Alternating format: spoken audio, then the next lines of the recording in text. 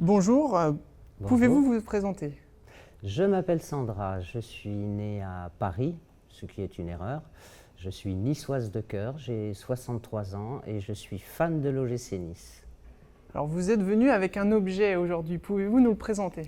Ah, ça c'est l'écharpe de mon club de supporters, donc que j'ai dessiné.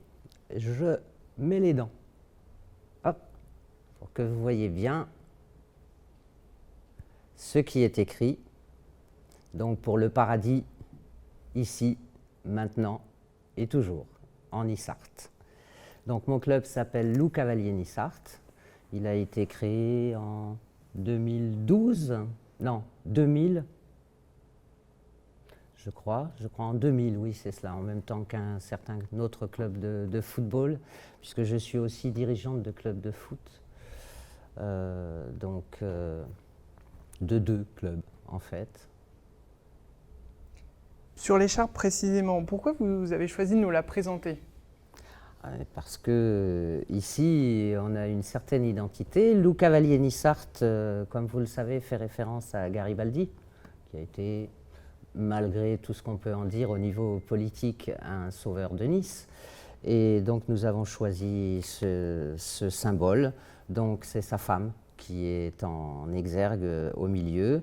Et nous avons aussi une devise, Siam de Nissa dégain mesquis, c'est je suis de Nice, crainte des gains, en gros. Je vois une signature sur l'écharpe. Oui, c'est celle de Le Bihan. En fait, ça, c'est l'écharpe 2015, donc qui va être bientôt signée par tous les joueurs, Et tous les ans. que représente-t-elle pour vous? Pour moi, c'est les valeurs du club en même temps, donc l'identité niçoise, puisque notre club est un petit peu particulier, étant donné que nous revendiquons le côté Nissart. Nous sommes un comté de Nice, n'est-ce pas? La Cuntea, d'ailleurs la prochaine écharpe va y faire référence. Cette écharpe, à chaque fois que je l'ai, même devant ma télévision, elle est comme ça. Et donc la langue nissarte est très importante pour vous. Elle est importante, oui, au même titre que l'occitan, que le savoyard, que toutes les langues parlées en France qui sont régionales, parce que je pense que ça correspond aussi à toute une tradition dans les campagnes déjà. En même temps aussi, il faut voir que c'est la base de notre français actuel, puisque toutes sont dérivées des langues anciennes parlées. Donc je pense qu'il est important de les garder. Et je pense que si on les étudiait un peu plus à l'école, il y aurait peut-être un petit peu moins de fautes d'orthographe dans les courriers que je reçois. Donc nous allons nous intéresser à votre parcours de supporter, plutôt de supportrice. Depuis quelle date ou quel âge supportez-vous l'OGC Nice?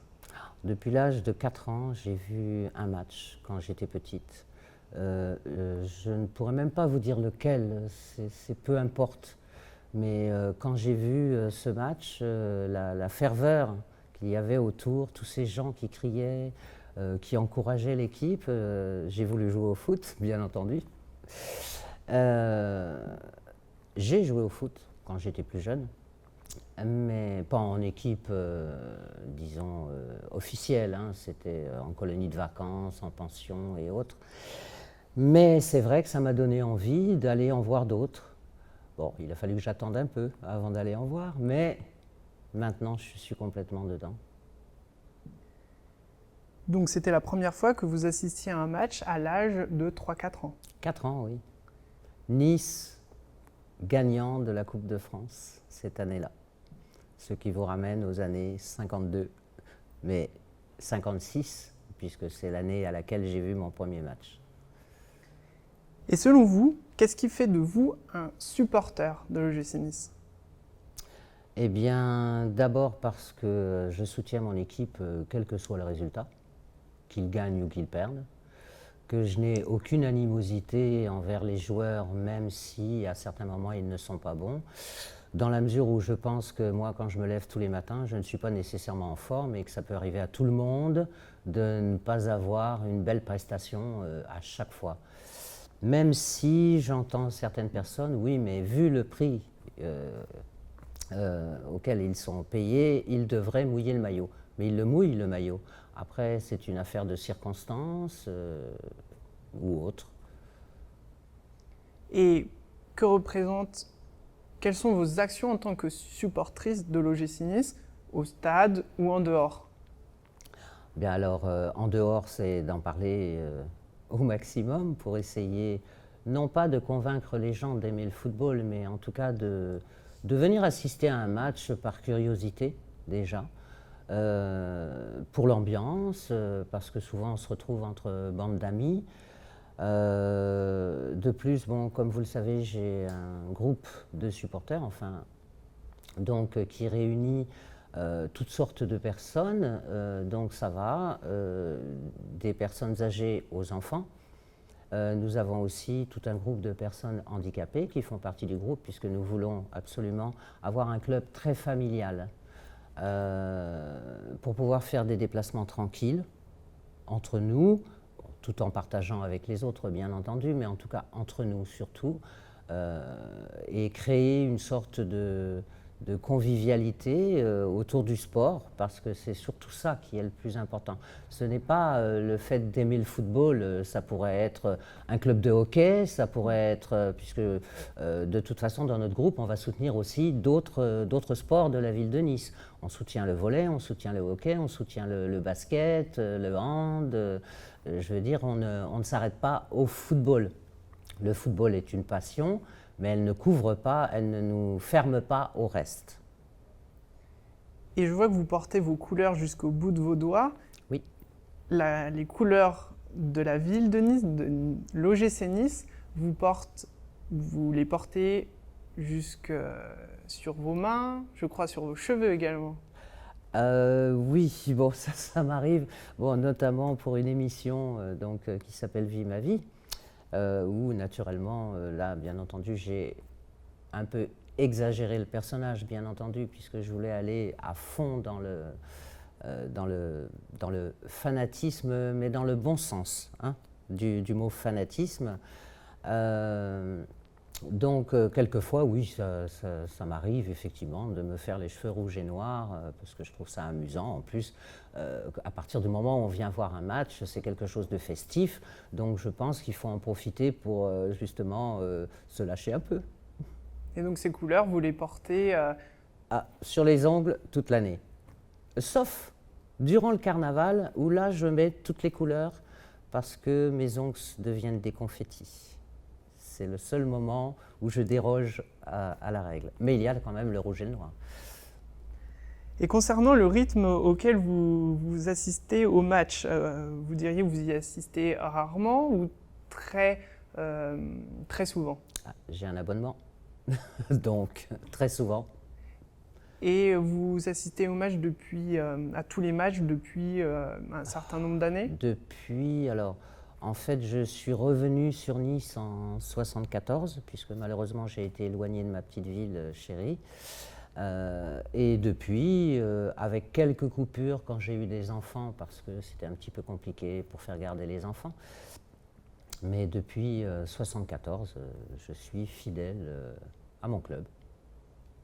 Et concernant les matchs, est-ce que vous assistez à des déplacements extérieurs pour aller suivre l'OGC Nice? J'en ai suivi quelques-uns. Cette année, un peu moins. Enfin, depuis 2-3 ans, un petit peu moins, parce que j'ai eu quelques épreuves familiales qui m'ont un petit peu éloigné de tout cela. J'assiste à pratiquement tous les matchs ici, ça c'est certain, à domicile. À l'extérieur, oui. J'ai assisté à quelques beaux matchs en extérieur, avec quelques anecdotes assez amusantes au niveau des déplacements, bien entendu. Ça arrive. Et par exemple, quelles anecdotes, quels souvenirs?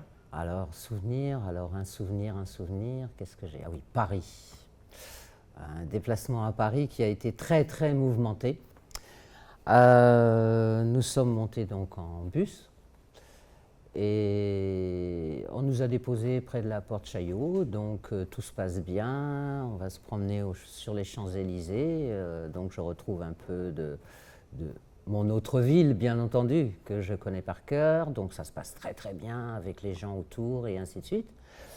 Et puis, alors là, commence une sorte de mini-cauchemar dès qu'on prend le bus de ville pour aller jusqu'au stade. Et là, attaqué par des petits jeunes de 13-14 ans à coups de pavés. On a juste eu le temps de se baisser pour éviter d'en se voir dans la figure. Une pauvre dame parisienne qui, elle, n'a rien compris au film, s'est retrouvée avec un pavé dans la tête, donc a été blessée. On est donc sorti des bus, enfin bon. Mais ce que j'ai trouvé aberrant, c'est que ce soit des enfants de 14 ans qui attaquent un bus de leur propre ville, en plus. Donc je trouve ça un peu fort de café. Mais surtout que des parents laissent ce genre de comportement arriver à des enfants de cet âge-là. Ça, c'est une chose que j'ai beaucoup de mal à comprendre. Après, bon, pendant le match, naturellement, il y a eu les provocations de loin entre supporters. Bon, à la fin du match, ça a été des provocations un petit peu plus marquées, puisque à un moment, moi j'étais devant le bus, enfin à l'avant du bus, et j'ai demandé au chauffeur de s'arrêter parce que j'ai vu des gens qui couraient. En fait, c'était des supporters niçois qui étaient poursuivis par des supporters parisiens. On les a fait monter dans le bus, on est parti. Mais bon, je trouve anormal ce genre de comportement, ces bagarres entre supporters. Je trouve ça tout à fait inutile. Je veux dire, on supporte le même sport. Donc, je ne sais pas, la seule chose qui devrait se passer entre supporters, c'est de discuter du match en bonne entente, à la limite de le refaire, en se querellant, entre guillemets, de manière sportive.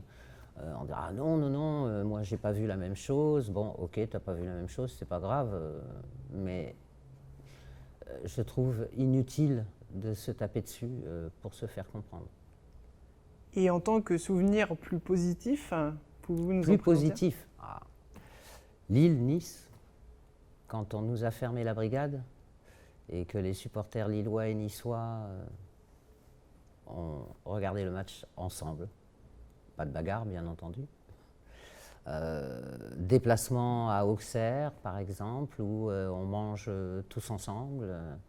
Déplacement à Évian, où on va au stade ensemble, puisqu'on va voir la même chose, on va voir un match.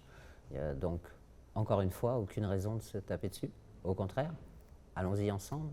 Ou la finale de Coupe de la Ligue, Nancy-Nice à Paris, où tous les supporters étaient assis par terre et se souhaitaient bon match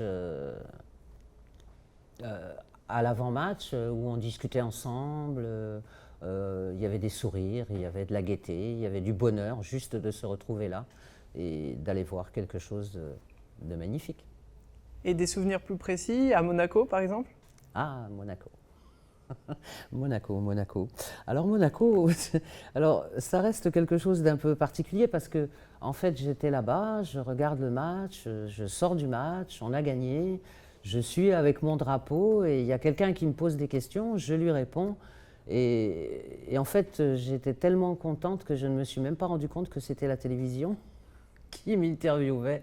J'étais là comme ça, dans mon bonheur pur, mais vraiment j'étais encore à l'intérieur et dans la joie d'avoir gagné justement pour aller à cette Coupe de la Ligue. Et ce sont des amis qui le lendemain m'ont dit « Ah, on t'a vu à la télévision ». J'ai dit « Ah bon, et pourquoi ?» Puisque je ne voyais pas pourquoi on m'aurait vu à la télévision. Ils m'ont dit « Mais si, t'étais à la sortie du match de Monaco ». Je dis « Ah bon ?» Voilà, ça ce sont des souvenirs magnifiques parce qu'en fait on est là dans la joie et c'est tout. En fait. Et concernant le stade, dans quel secteur assistiez-vous habituellement au match au Ray et maintenant à l'Allianz Riviera? Au Ray, j'étais en or et je suis toujours en or dans la tribune du Ray. bien entendu. Une continuité donc, et quelle différence faites-vous entre les deux stades? Il n'y a pas de différence ni de comparaison à avoir. Le stade du Ray, c'est mythique, je le connais depuis toute petite, c'est un lieu dans lequel je me rends encore régulièrement, puisque comme des fois c'est ouvert, alors je vais dans la tribune sud et je regarde ma tribune nord et j'entends des bruits, j'entends les cris, j'entends les buts, j'entends les supporters qui chantent. Le stade du Ray, c'était très familial, c'était petit, donc il est vrai que quand on s'est retrouvé ici, la différence c'est qu'on a beaucoup plus de mal à se voir, à se rencontrer, puisque c'est beaucoup plus grand. Donc on se donne des rendez-vous, mais je pense que les marques commencent à être prises maintenant. La première année, c'était un peu difficile. Bon, le stade est magnifique, il n'y a pas photo, bien entendu. C'est une autre dimension, c'est une autre ambiance. Ce qu'il y a de bien, c'est qu'en fait, ça a permis à tous ceux des vallées de venir plus souvent, d'avoir un remplissage un petit peu plus important, justement, parce que des gens n'allaient pas au stade du Ray, parce qu'il n'y avait pas de siège, parce qu'il y a tous les footix, bien sûr, qui viennent, qui ne viennent que pour les grands matchs aussi. Et ce que je trouve dommage, parce que quand on soutient son équipe, on la soutient en Ligue 2 aussi, comme à une certaine période. J'étais là le jour de la remontée en Ligue 1 avec Nono, enfin Jean-Noël Luc, qui m'a dit « Ah, mais tu es là ?» Je lui ai dit « Bah oui, je ne pouvais pas manquer ça. » Et voilà, il y a toutes sortes de choses comme ça qui se sont passées au Ray, qu'on ne verra plus ici, bien entendu, mais on en voit d'autres. On en voit d'autres, c'est une ambiance différente. Ce que je trouve dommage, c'est qu'il est plus difficile de bouger les gens dans un tifo, dans la tribune nord, qu'avant. Mais j'espère que petit à petit, les gens vont reprendre cette habitude. Parce que là, maintenant, on commence à me demander, alors, on ne fait pas de tifo? J'ai dit, ça va venir, ça va venir. Parce que je les laisse rester dans la demande encore un peu. Et je pense que pour la seconde partie de saison, là, beaucoup de choses vont changer dans la tribune nord, en tout cas dans la tribune A1 du Ray. Et pour finir, concernant les joueurs, pouvez-vous nous présenter un, deux ou plusieurs joueurs qui vous ont marqué dans les saisons passées? Alors, dans les saisons passées, c'est très difficile parce que, en fait, bon, moi j'étais fan de Botéac, donc que je suivais déjà quand il était à Dijon. J'ai aimé le parcours de Meriem, qui, malgré son âge, a réussi à rebondir et a apporté beaucoup à l'équipe en sérénité sur certaines choses. Après, j'ai aimé Bodmer, bien sûr, qui est une force tranquille, qui est toujours là, mais qui quand même a apporté, pareil, une certaine tranquillité au niveau de la défense, et qui maintenant, pour moi, est le patron de la défense, après Sivelli, bien sûr, qui a été et Cobos, bien sûr, enfin tous ces gens qui ont marqué notre défense. Après, en fait, moi je ne m'attache pas à un seul joueur, en fait, je m'attache parce que à chaque match, il y a des surprises. Un joueur comme Varro, par exemple, qui est parti parce qu'il s'était blessé et qu'il avait du mal à repartir, peut-être vu les conditions ambiantes, est très bien reparti ailleurs. Je veux dire, tous les joueurs qui sont partis de Nice, de toute façon, se sont très bien relancés ailleurs. Donc, je pense qu'il y a une qualité au niveau du club en lui-même qui permet aux joueurs de rebondir. La seule chose que j'espère, c'est que maintenant, on va pouvoir les garder, ces petits joueurs, cette équipe magnifique qui se prépare, parce que là, elle est en devenir encore. Il y a tellement de petits qui ont encore du potentiel que je pense qu'il y a des belles choses encore à venir. Et donc actuellement, Bonne-Mère, un autre peut-être? Bonne-Mère, bon, Ben Arfa, bien sûr, qui est un garçon absolument délicieux d'ailleurs. Hein. Quand on parle avec lui, il est gentil, il est doux. En fait, il est timide, contrairement à ce qu'on pourrait croire. C'est quelqu'un d'assez réservé. Je trouve qu'on le met beaucoup trop en lumière, qu'on lui met une pression qu'il ne mérite pas. Je parle qu'il ne mérite pas au niveau de la pression elle-même. Si, il mérite d'être mis en lumière. Je ne sais pas si le choix Deschamps de l'appeler en équipe de France est une bonne chose, parce qu'en fait, de toute façon, je pense que c'est juste un coup médiatique pour Deschamps, mais pas pour nous. Pas pour nous. On a déjà Loris en équipe de France, donc c'est très bien. C'est un vrai Niçois. Enfin, un Niçois.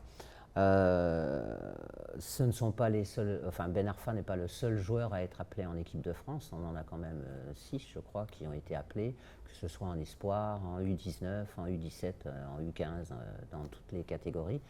Je ne sais pas ce qu'il en est au niveau des féminines, parce que je n'ai pas suivi ces derniers temps tout ce qui se passait avec les événements actuels.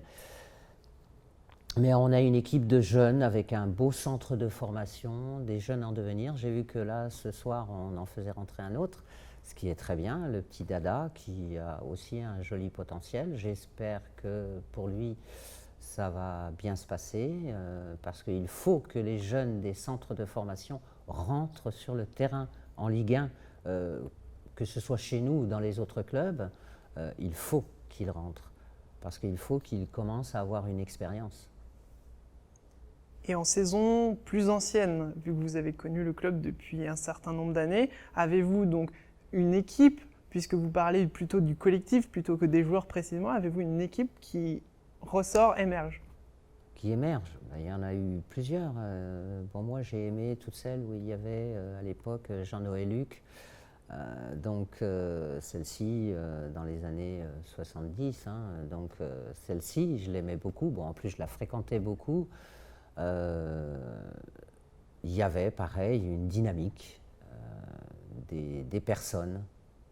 Parce que le club, en fait, les joueurs, c'est pas seulement un club, une équipe, ce sont aussi des personnalités différentes, mais avec une mentalité un petit peu à part, parce que c'est très famille, en fait, le club de Nice, par rapport à d'autres clubs qui sont plus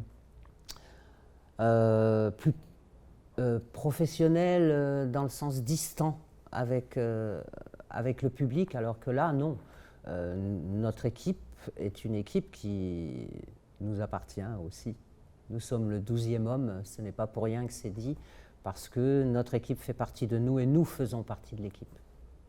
Alors dans les équipes anciennes, oui, bon, il y en a eu beaucoup. Excusez-moi, mais j'ai des petits trous de mémoire quant au nom des gens. Des petits problèmes de mémoire dus à l'âge, je pense. Mais dans les années 50, il y a eu de très belles équipes. Dans les années 60, il y a eu de très belles équipes. Je veux dire, à chaque fois, il y a eu des moments, comme notre équipe contre le Barça, qui ont marqué l'histoire de l'OGC Nice. Tout le temps, il y a eu quelque chose qui faisait que cette équipe, on la soutiendra toujours. Je vous remercie de votre témoignage. Merci à vous de m'avoir écouté.